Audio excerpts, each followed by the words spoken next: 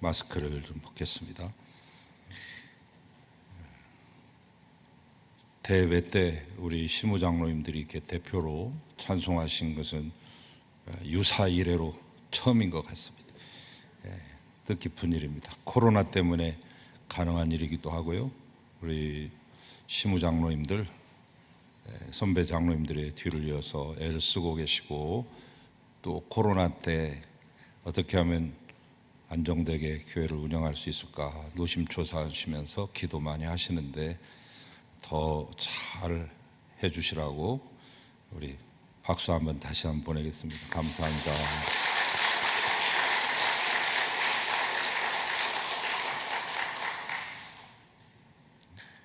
교회 역사 가운데 가장 이상적이고 역동적인 교회, 가장 모범적인 교회를 뽑으라고 하면 사람들은 주저치 않고 초대교회를 떠올립니다.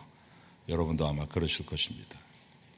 그래서 많은 신앙인들의 입에서, 또한 많은 교회들의 입에서 초대교회로 돌아가자 하는 그런 구호가 심심치 않게 나오기도 했죠. 1917년에 일어났던 평양 대부흥운동을 상기하면서 2017년이 되던 해 한국교회는 모두 그 100년 전에 평양의 부흥을 기억하면서 그 시대로 돌아가자 그렇게 얘기했습니다. 그런가 하면 예루살렘으로 돌아가자, Back to the Jerusalem, 이렇게 구호를 근사하게 내세우기도 했고요. 이런 것들은 이제 교회사에서 전문적인 용어로 환원 운동이라고 그렇게 말합니다. 종교 개혁할 때 개혁을 리포메이션이라고 그렇게 말하고, 또 혁명은 레볼루션 이렇게 말하고, 혁신은 리노베이션 이렇게 말하는데, 이 환원이라고 하는 것은 restoration 그렇게 말합니다. restoration movement인데 본질로 돌아가는 것이죠. 그래서 여러분, 중요한 것은 어느 한 시대로 돌아가거나 한 교회로 돌아가는 것이 아니라 가장 본질적인 환원 운동은 성소로 돌아가는 것이죠. 예수님 그분께로, 곧 그분의 말씀인 성소로 돌아가는 것이 가장 본질적인 환원 운동입니다. 여러분, 초대교회로 돌아가자 그렇게 말하는데, 정말 1세기에 있었던 초대교회가 그렇게 아름다운 공동체였을까요? 우리 이 송암교회에 비해서 그 초대교회들은 나무랄 데 없는 완벽한 교회였겠습니까? 우리는 흔히 그렇게 생각하고 또 그러리라고 기대합니다. 그러나 그렇지 않습니다. 사람이 있는 것이기 때문에, 사람이 만든 것이기 때문에. 물론 예수님이 머리가 되신 교회요, 그분이 반석이 된 교회이지만 사람들이 모여있는 곳에는 항상 문제가 있기 마련이죠. 가장 모범적인 교회라 칭함을 받는 예루살렘 교회에도 아나니아와 삽비라 사건, 즉 거짓말 사건 아니겠습니까? 한 장을 넘기기만 하면은 구제를 하는데 헬라파 유대인과 히브리파 유대인들이, 특별히 과부 어르신들이 불평을 했습니다. 아무래도 이제 헬라파 쪽이 비주류가 되고 숫자가 작다 보니까 아마 불만이 더 많았던 것 같습니다. 이것은 무엇을 말합니까? 교회 내에 파당이 있었다는 것입니다. 또한 사도 바울이 그의 사역 가운데 가장 긴 장기간 장기 목회 3년을 했습니다. 보통 3주, 어떨 때는 며칠 있다가 그 교회만 세워놓고 다른 곳으로 계속 옮겼지만, 이 동서양의 관문 제2의 로마라고 불리웠던 에베소 지역에서는 3년을 장기 목회하십니다. 그리고 자기가 끝난 다음에는 자기의 믿음의 아들이요 후계자인 디모데에게 그 사역을 인계하게 되죠. 천하의 사도 바울과 천하의 이 디모데가 목회했던 그 에베소 교회는 문제가 없었을까? 에베소 교회에 보낸 편지 에베소서 4장에 보면은 사도 바울이 말했습니다. 너희는 거짓말을 하지 말고 오직 참된 말을 하거라. 그 안에도 거짓말쟁이는 있었다는 것이죠. 또한 너희 가운데 도둑질하는 자는 다시 도둑질하지 말거라. 도둑질하는 사람도 있었다는 얘기네요. 너희가 말할 때 음담패설이나 그런 남의 뒷담화나 거짓말이나 더러운 말들 하고 있는데 그런 말도 하지 말거라. 그런 걸 보면 거기에는 거짓말쟁이도 있었고 옳지 못한 말, 더러운 말을 하는 사람도 섞여 있었다는 것을 알 수 있습니다. 남의 허물을 감춰주기보다는 떠벌리고 다님으로 인해 교회를 소란스럽게 만드는 사람도 있었다는 것이죠. 그렇게 은혜가 충만하고 영적이고 모범적인 교회 안에서도 거짓말쟁이와 도적질하는 사람과 사기치고 이상하고 더러운 말로 교인들에게 상처를 주는 사람들이 있었으니, 그렇다면 오늘날 우리 시대의 교회는 어떠한가? 그 시대나 오늘이나 다를 바가 하나 없습니다. 시간은 흘러 2000년이 흘렀건만 그 당시 초대교회나 2000년의 이 한국교회나 비슷하죠. 오늘의 교회 안에도 도덕적으로나 윤리적으로 볼 때 바르지 못한 교인들도 있기 때문입니다. 있기 마련입니다. 그러나 그것을 여러분 이상하게 생각하시면 안 된다고 하는 말이 제 말씀의 요지입니다. 이 말은 오해하시면 안 돼요. 거짓말하고 도적질하고 사기치라는 말이 아닙니다. 정말로 그래서는 안 되는데, 제가 드리려는 말씀은 나는 그렇게 하지 않으리라 하고 굳게 마음 먹고 몇 번이고 다짐하지만 내가 속한 교회 안에서 그런 사람을 만난다 하는 것이죠. 그러나 그런 분을 만난다 할지라도 전혀 이상하게 여겨서는 안 된다는 말씀입니다. 목자의 입장에서 보면 안타까운 교인들이 많이 있습니다만 그 중에 하나가 나 사람이 싫어서 교회 안 나갈래 하는 그런 분들, 그래서 나는 이 교회가 싫어서 다른 교회로 또 옮겨볼래 하는 그런 분들입니다. 물론 이제 이사를 해서 옮기는 것은 빼고 말이죠. 얼마 전에 우리 백이자 권사님이 수지로 이사를 가셨는데 이제 우리 교회를 못 잊어가지고 가까운 교회들이 많이 있지만 등록을 못하고 하시다가 몇 달 만에 2주 전에 겨우 가까이 있는 교회에 등록을 마치고 이제 코로나 시대라 목사님과 사모님만 댁에 오셔서 가정 예배를 드리고 가셨다고. 그래도 제 마음이 아직 조금 이상해요. 송암교회가 마음에 남아서 그러시겠지만 그래도 수지에서 여기까지 오시기는 어렵잖아요. 이사해서 가시는 거야 뭘 어떻겠습니까? 아쉽더라도 우리가 보내드려야 되는데, 자, 사람이 싫어서 다른 교회로 옮긴다고 해서 그 교회에는 그런 사람이 없다고 장담할 수는 없지 않습니까? 우선 당장에 내 눈에 보이지 않을 뿐이지 사람이 모인 것은 어디나 마찬가지입니다. 거기에서 있다 보면 또 그런 분을 만나게 됩니다. 그래도 교회는 달라야지, 우리 교회는 꼭 달라야 하고 말고, 그것은 단지 우리의 바람일 뿐 현실은 그렇지 않습니다. 내가 어떤 마음을 가지고 대하느냐에 따라서 살기 좋은 곳이 되기도 하고 형편없는 곳이 되기도 하죠. 내 마음이 비뚤어져 있으면 어디로 간다 한들 무슨 소용이 있겠습니까? 사람 사는 것은 다 똑같은데 교회도 마찬가지. 어느 교회를 가든 똑같고 때로는 교회 성도들이 모인 곳이나 세상 사람들이 모인 곳이나 다를 바가 하나도 없는 것처럼 보일 때가 많습니다. 사실은 다를 바가 별로 없습니다. 기독교인 가정에 이혼이 더 많고 기독교인 가정에 가정폭력과 언어폭력이 더 많다는 이 비율을 볼 때 목사인 저로서는 참담하지만 인간이 사는 것은, 사람이라는 것은 어쩔 수 없구나 하는 것을 느끼게도 합니다. 문제는 내가 은혜 받고 교회 생활하면 내가 속한 교회 공동체가 정말 은혜로운 공동체가 될 것이요, 은혜를 다 쏟아버리고 메마름 심령으로 성도들을 만나면 불평과 짜증과 원망과 비난과 비평이 끊이지 않을 것입니다. 오늘 우리가 읽은 말씀에 보면 왜 교회 공동체라고 다를 바가 없는지를 잘 보여주고 있습니다. 정답이 여기 숨겨져 있어요. 예수님이 이렇게 말씀하셨잖아요. 건강한 사람에게는 의원이 쓸데 없습니다. 병든 자라게야 쓸 데가 있다. 내가 의인 부르러 온 것이 아니라 죄인 부르러 왔다. 여러분에게 여쭙습니다. 교회는 의인들이 오는 것입니까? 죄인들이 오는 것입니까? 여러분이 의인이기 때문에 여기에 오셨습니까? 죄인임에도 불구하고 여기에 앉으셨습니까? 우리가 의인이었다면 우리는 여기에 올 수 없었을 것입니다. 예수님께서 우리를 불러주지 않으셨을 거기 때문에. 그분은 의인을 부르러 오신 것이 아니라 죄인을 부르러 오셨기 때문에, 그래서 우리를 불러주셨고 우리가 죄인임에도 불구하고 하나님의 자녀가 되게 하십니다. 왜 이 땅에 오셨습니까? 의인 찾기 하러 오셨습니까?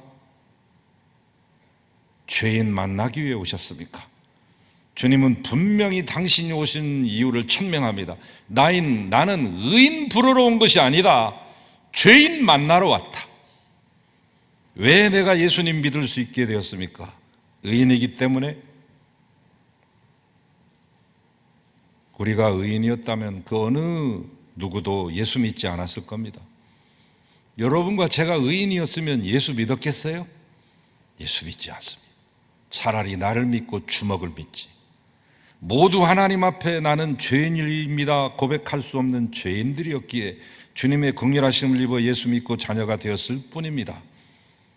자, 오늘 본문으로 들어가겠습니다. 예수님의 12제자가 있습니다. 그 12제자 가운데 부르는 그런 광경들, 예수님의 12제자를 부르시는 광경이 묘사된 이야기, 에피소드들이 몇 개 있습니다. 12제자라고 다 존재하지 않습니다. 무화과 나무 밑에 있었던 나다나엘을 부르시는, 빌립을 통하여서 부르시는 그 모습, 나다나엘은 예수님의 제자 바돌로메의 다른 이름입니다.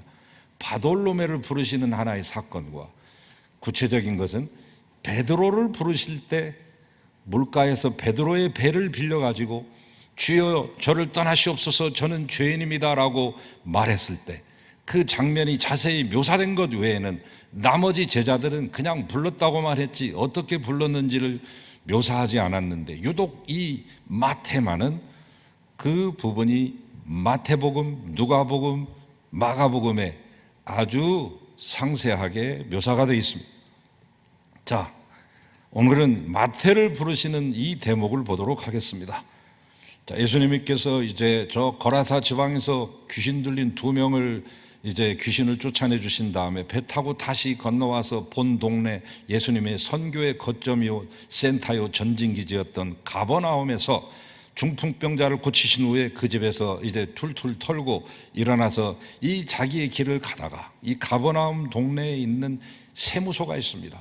그 세무소 직원인 마태가 그 세무소의 자기 책상 자리에 앉아가지고 세무일을 보고 있는 광경을 보십니다. 그리고 그를 제자로 부르십니다. 예수님께서 세리를 제자로 삼으셨다는 거 보통 사건 아닙니다. 왜냐하면 당시 유대인이 가장 싫어했던 기피 대상 1호가 세리였기 때문에 공공의 적 1호였습니다. 자, 유대 당시, 예수님 당시에 천하게 여겼던 4부류가 있으니 제일 먼저는 세리요, 그 다음은 창녀이며 셋째는 이방인이요, 넷째는 나병 환자가 되겠습니다. 창기들은 몸을 위해 몸을 팔지만 세리들은 돈을 위해 영혼과 나라를 팔아먹는 존재들이었습니다. 바로 이런 상황 속에서 랍비, 선생이요 스승이었던 예수 그리스도께서 자기를 수종드는 자요 제자로서 세리를 택한다는 것은 종교적으로, 사회적으로, 관습적으로, 민족적인 관습에 비춰볼 때 어긋난 행위요, 위반된 행위요, 공분을 불러일으킬 수 있는 위험한 행위였습니다. 당시 세리들은 유대인들로부터 인간 이하의 쓰레기 취급을 받았는데 로마에 빌붙어서 세금을 걷어내면서 동족들을 착취하는 민족의 반역자요 매국노였습니다. 오늘날 자주 쓰는 말로 표현하면 그는 이스라엘에서 왕따였습니다. 그 한 사회 공동체에서 가장 왕따가 창녀보다 세리였습니다. 자기 나라를 지배하고 있는 로마에게 바칠 세금을 걷어들이는 로마의 앞잡이라는 사실만으로도 미움의 대상이 되기에 충분한데 이에 그치지 않고 그 직책을 이용해서 정한 세금 이상의 것을 갈취해냅니다. 엄청난 세금 걷어들여서 자기의 배를 채우기에 착복을 한 것이죠. 당시에 정상적으로 내는 세금에는 인두세, 토지세, 소득세가 있습니다. 세금이라고 하는 것은 여러분도 아시다시피 나라 운영의 본질입니다. 나라 운영을 뭘로 합니까? 세금으로 하는 것입니다. 지금도 문제가 일어나고 있는 게 다 세금 때문에 일어나는 것입니다. 데모도 일어나고 반대하고 뭐하고 하는 것들은 다 따지고 보면 돈인데, 그 돈 중에서도 세금 때문에 반대하고 난리를 치는 것들이죠. 인두세, 요즘으로 말하면 토지세입니다. 주민세입니다. 그 나라 사람이라면 의당 내야 되겠죠. 토지세, 말 그대로 토지에 붙는 세금입니다. 토지를 갖고 있는 사람이라면 이것도 내야 되겠죠. 소득세, 소득을 얻으면 내야 되는 세금입니다. 로마에서 걷는 이 세금만으로도 허리가 휠 지경인데 세리들은 거기다 관세라고 하는 것을 붙였습니다. 관세는 순전히 세리가 만들어낸 창작품으로서 모두가 세리의 호주머니에 들어가면 인마이 포켓입니다. 조선시대 때 세금을 얘기할 때 복잡하게 얘기할 것 없이 조용조라고 그렇게 말하죠. 풀어서 말하면 조는 하나의 전세, 과전법 같은 그런 것들입니다. 쌀로서 이렇게 내는 겁니다. 용이라고 하는 것은 용역을 가는 것입니다. 전쟁이 났을 때 군대에 가는 군역, 그리고 보통 이럴 때 집 짓기, 담 쌓기, 성 쌓기 할 때 쓰는 요역 같은 거 있고, 그 다음에 또 하나의 마지막 조는 뭐냐면 공납입니다. 특산물을 바치는 것입니다. 제주 같으면 감귤, 감귤 중에 하나라도 떨어지면 목이 달아납니다. 썩게 만들거나 숫자가 모자라면 경을 칠 것입니다. 또한 포항 같으면 과메기 같은 것을 임금에게 바쳐야 되고, 이천 같으면 쌀 같은 것을 바쳤겠죠. 광해군 때 이것을 고쳐보려고 대동법을 만들었으나 강원도, 충청도, 전라도 이 세 군데에서 시범적으로 했으나 돈 많이 가진 부자들이 얼마나 반대를 하는지, 그의 아들 인조 때야, 아니 그 뒤에 있는 숙종 때야, 겨우 100년이 지난 다음에야 그 세금 제도가 정착되기 시작했으니 세금이라고 하는 것이 얼마나 어려운가 하는 것을 알 수 있죠. 여러분, 조선 말에 탐관오리의 대명사인 고부군수 조병갑, 그로 말미암아서 정읍당에서 농민혁명이 일어납니다만 그 본질이 뭐예요? 세금 때문에 일어난 것이죠. 만석보라고 하는 것을 김제 땅에다가 만들어 놓고 그 물을 공급해 주는데 물세를 다 받아 먹었습니다. 백성들을 이롭게 하기 위해서 만든 제방이 아니라 거기서 흐르는 물 한 방울 한 방울에 모두 세금을 바치라고 하니까 고열을 짜는 것이죠. 이몽룡, 성춘향, 변학도가 출연하는 이 춘향가는 원래 실제 있었던 것을 소설로 만들고 그것이 우리의 판소리로 나온 것입니다. 광해대군 때 있었던 성이라는 사람의 얘기죠. 실제로 암행어사로 4번이나 출도했던 암행어사계의 대부 박문수 못지않는, 박문수 이전에 더 선배 암행어사죠. 그 사람의 얘기를 원래 성씨인데 이씨로 바꾸고 이름도 몽룡이라고 바꾼 것은 실제 성을 쓰면 걸릴 수도 있고 양반들이 싫어하기 때문에 이름을 비틀어서 다른 익명으로 만든 것이죠. 그리고 대신 이몽룡의 진짜 성인 성씨는 성춘향한테가 갖다가 바쳐가지고 성춘향이 됩니다마는, 마지막 암행어사 출도할 때 남루한 옷을 입고 그가 시 한 수를 적어서 올리는데 그게 칠원시입니다. 실제로 성희성이 쓴 칠원시가 이 춘향전에 등장하는데 뭡니까? 금존미주는 천인혈이요, 옥반가요는 만인고라, 총누락시 민누락이요, 가성고처 원성고라. 이 술잔에 담긴 좋은 술은 1000사람의 피요, 옥쟁반에 담긴 그 맛있는 안주는 10,000사람의 기름을 짜낸 것이로, 백성의 눈물이, 이 촌농이 떨어질 때마다 백성의 눈물이 떨어지니 풍악소리 울리고 고성소리 높은 곳에 또 백성들의 원성도 높구나. 여러분, 이것이 다 세금에서 나온 것입니다. 제가 오늘 이 세금을 얘기하려고 변학도 얘기도 하고 조병갑 얘기도 하고 농민혁명 얘기도 하고 광해군의 대동법 얘기도 했습니다. 여러분, 관세를 붙이는데 이 세리 마태도 똑같은 그런 짓을 했겠죠. 길을 통과할 때 받는 통과세, 마차를 끌고 다닐 때 받는 마차세, 바퀴가 여럿인 마차에는 바퀴마다 물리는 바퀴세도 있습니다. 심지어는 물고기를 잡았을 때 물고기세를 내야 됩니다. 세금을 제대로 내지 않는 사람들에게 세금을 강제 징수하기 위해서 돈 받는 사람들 있죠. 주먹들, 깍두기들, 조폭들, 살인 청부업자들을 매수해가지고 돈을 다 받아내게끔 만들었어요. 그러니 유대인의 입장에서 보면 온갖 것에 세금 붙여 돈 빼앗아가는 세리는 사람으로 보이지 않고 약탈자로 보였겠지 않았겠습니까? 그래서 유대인들은 세리들을 볼 때 도적질하지 말라는 계명을 제일 많이 어긴 자로서 죄인 취급했습니다. 아무도 세리에게 말을 걸어주지 않았습니다. 법정 증인으로 세우지도 않았습니다. 아예 인간 이하의 취급을 받았습니다. 삭개오도 그런 취급받고 산 인생이었죠. 그런데 예수님께서 사람들이 그렇게도 싫어하는 바로 그 세리를 자신의 제자로 부르신 것이죠. 예수님은 세리 마태가 훌륭한 인품을 가졌기 때문에 그를 부른 게 아닙니다. 그룹 엑소는 9인조요, 그룹 BTS는 7인조요, 예수님의 제자는 12인조로 구성되어 있는데 반드시 그 그룹에는 목소리를 담당하는 사람이 있고, 그리고 랩을 질러대는 사람도 있고, 노래는 못해도 얼굴이 예쁘거나 잘생긴 비주얼 담당도 있는데, 우리 서울 북로의 목사 중창단에도 비주얼 담당 목사님이 있습니다. 저는 아닙니다. 다른 잘생긴 키 크신 목사님이 비주얼 담당인데, 마태가 그러면 그 12명 중에 비주얼 담당이라도 했느냐? 그런 것도 아닙니다. 그가 갖고 있는 많은 재산이 탐나가지고 선교 사역에 그의 재산을 써야 되겠다, 재산을 보시고 제자 삼은 것도 아닙니다. 그 어떤 조건도 없습니다. 오히려 제자 삼지 않아야 될 조건이 더 풍부합니다. 그럼에도 이 세리를 제자로 부르십니다. 바로 여기에 하나님의 은혜가 있습니다. 하나님은 오늘 나의 어떤 외적인 조건을 보시고 나를 부르시고 나를 자려 삼아 주신 것이 아니죠.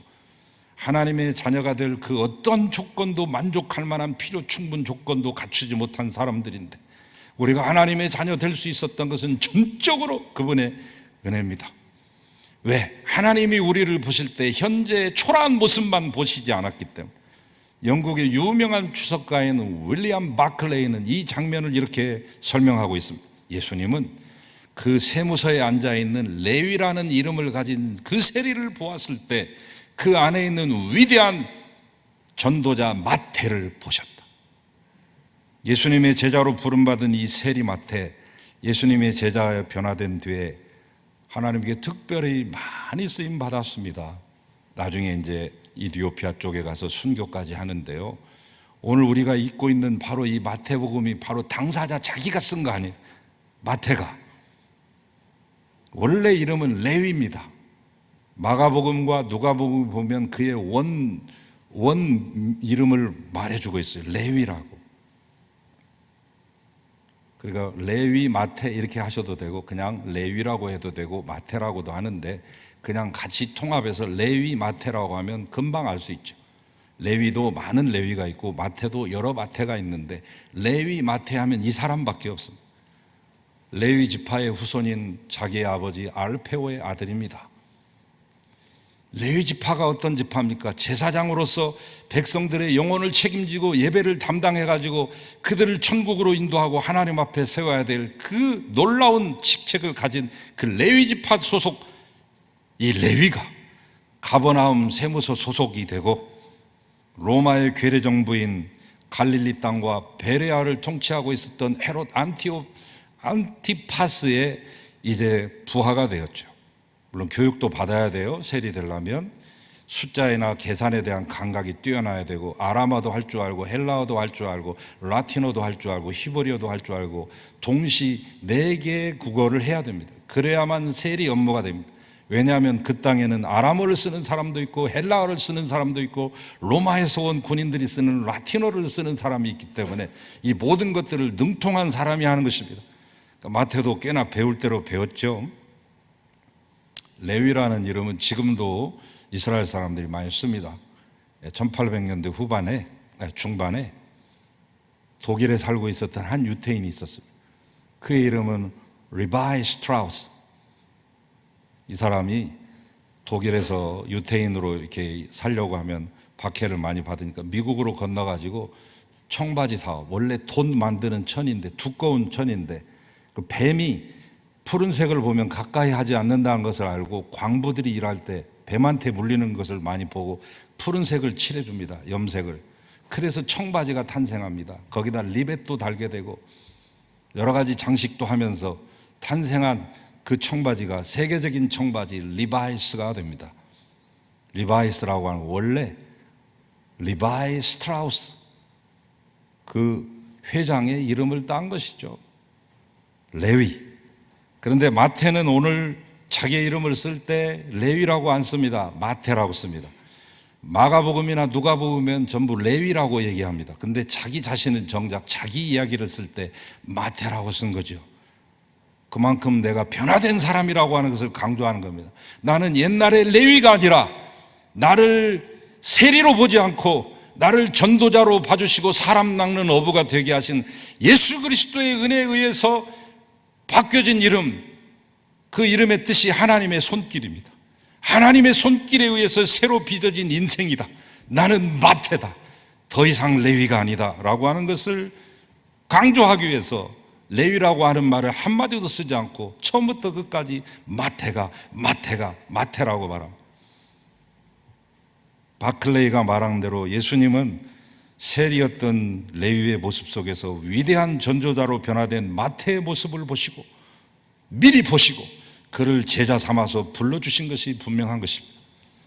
여러분, 갓 태어난 어린아이를 보면서 말도 못하고 걷지도 못하고 스스로 밥도 못 먹는다고 이런 놈이 왜 태어났어? 발로 걷어차는 사람은 하나도 없습니다. 지금은 말도 못하고 걷지도 못하고 아무것도 스스로 할 수 없는 것이 없는 보잘것없는 인생이지만 이 아이가 자라면서 훌륭한 사람이 될 것을 기대하면서 키웁니다. 그래서 수십 년 동안 먹여주고 입혀주고 공부도 시킵니다. 때로는 공부를 잘 못해도 그냥 믿고 그냥 양육합니다. 때로는 말 안 듣고 가출도 하고 반항도 하지만 괘씸한 마음도 들지만 그래도 앞으로는 지금보다 낫겠지 하고 기다려줍니다. 우리는 어린아이에게서 어린아이의 모습을 평생 간직할 것이라고 생각하는 사람은 단 한 명도 없습니다. 현재의 작고 초라한 모습 속에서 장래의 큰 거목을 꿈꾸는 것이죠. 그렇기 때문에 교육도 있고 양육도 있는 거지. 예수님도 그러하셨습니다. 세리라고 사람들로부터 왕따 당하고 인간 취급도 못 받고 그가 변화되어서 그러나 마태가 되고 위대한 사역에 쓰임받을 것임을 보셨던 것이죠. 우리가 볼 때도 그러지 않겠어요? 예수님이 믿음에는 어린아이였고 능력도 갖추지 못한 나약한 존재, 주일 아침에 예배드리러 갈 때 도살장으로 끌려가는 것 마치 발걸음이 무거웠던 우리들, 기도하려고 해도 뭘 기도해야 할지 몰라서 입을 뗄 수 없고 기도를 시작했는데 30초 이상 기도의 내용을 끌고 갈 수 없는 우리들의 실력이었는데, 헌금을 하려고 해도 아까워서 손이 부들부들 떨릴 뿐 헌금할 때도 감사와 감격 없이 의무적으로 했던 우리들. 그러나 이제는 그때와는 좀 많이 달라졌지 않습니까? 제법 믿음 가진 사람처럼 살아가지 않습니까? 나도 모르는 사이에 예수님의 향기가 가끔 드러날 때도 있지 않습니까? 예배 드리거나 기도하거나 헌금할 때 이제는 기쁨도 찾아오지 않습니까? 교회에 온다는 것이 기다려지지도 않습니까? 성도들을 만나는 것이 기쁘지 않습니까? 이게 다 우리의 믿음이 그만큼 자랐다는 것입니다. 이 모든 것은 하나님이 조금씩이나마 변화되어 가는 우리의 모습을 기대하셨기 때문에 있을 수 있는 일이었습니다. 여러분, 우리는 형제를 바라볼 때 어떤 눈으로 바라보십니까? 내게 상처 주었던 사람, 때로는 사람 같지 않게 보이는 그 사람들을 어떤 눈으로 지금 바라보고 계십니까? 지금은 그래도 언젠가는 변화되고 성숙해져서 하나님의 사람으로 쓰일 가능성이 있는 모습으로 보이십니까? 왜 형제나 이웃에게 불평이 생각이 나고 계속해서 비난과 비평이 그치지 않는 것일까? 예수님의 눈이 없기 때문입니다. 예수님의 눈으로 바라보지 않기 때문입니다. 여기 오늘 그 현장에 예수님의 눈으로 바라보지 못한 사람들이 있었으니, 일단의 무리들이 있었으니 바리새인들이었습니다. 세리 마태를 제자로 부르시자 마태는 불러주심에 감사해서 너무너무 고마워가지고 사람들을 불러 모았습니다. 자기처럼 버려진 인생들, 유유상종이라고 다 끼리끼리 모인다고 동종업계에 있는 세리들까지 다 모였습니다. 평소에 외면당했던 사람, 사람이라고 취급받지 않았던 낙인 찍힌 사람들이 모두 모인 축제 잔치 속에서 오직 한 무리들이, 기뻐하지 않는 무리들이 있었으니 바리새파 사람들이, 못마땅한 시선으로 째려보면서 보는 무리들이 있었으니 바리새파 사람들, 차마 예수님한테 대놓고 직접 대들지는 못하고 제자들을 찾아가서 이렇게 말해요. 어째서 너희 선생은 세리와 죄인들과 함께 잡수시느냐? 이 말은 보라, 너희 선생이라고 하는 작자가 꼴이 저 모양이지 않느냐? 웃고 떠드는 꼬락서니하고는 너희 선생이라는 작자는 저 정도 수준밖에는 안 되는 자야. 죄리와 세인과 세리들과 어울리는 예수님의 모습을 보며 예수님이 그들의 수준 정도밖에 안 되는 자라고 그들은 폄하하고 있습니다. 여러분, 교회 안에 내 수준에 미치지 못한 사람이 있다는 것 때문에 혹시 기분 나쁘셨습니까? 저런 사람과 함께 신앙생활한다는 게 영 마음에 들지 않아, 이런 생각 드신 적이 있으셨습니까?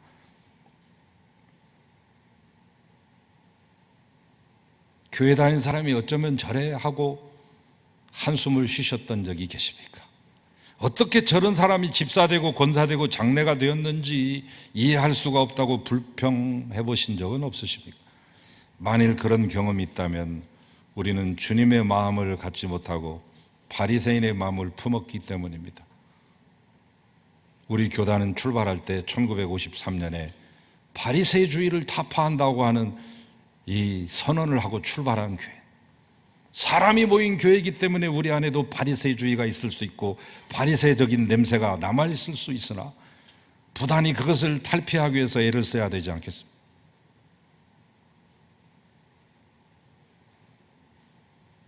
우리가 하나님 앞에서 누가 못난 사람일까요?